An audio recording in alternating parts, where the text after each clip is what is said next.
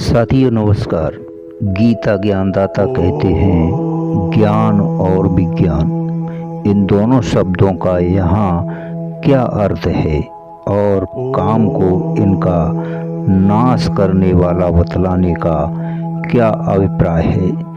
मित्रों, भगवान के निर्गुण निराकार तत्व के प्रभाव, महत्तम और रहस्य से युक्त यथार्थ ज्ञान को ज्ञान तथा सगुण निराकार और दिव्य साकार तत्व के लीला रहस्य गुण महत्व और प्रभाव से युक्त यथार्थ ज्ञान को विज्ञान कहते हैं।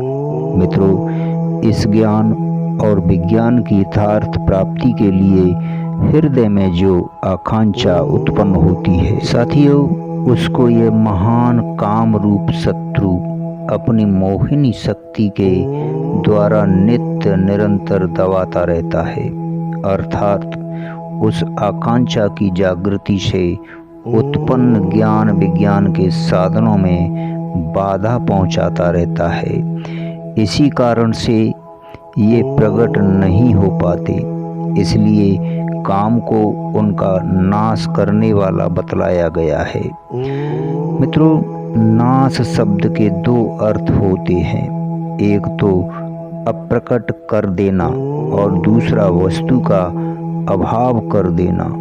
यहाँ अप्रकट कर देने के अर्थ में ही नाश शब्द का प्रयोग हुआ है, क्योंकि पूर्व श्लोकों में ज्ञान को काम से आवृत ढका हुआ बतलाया गया है।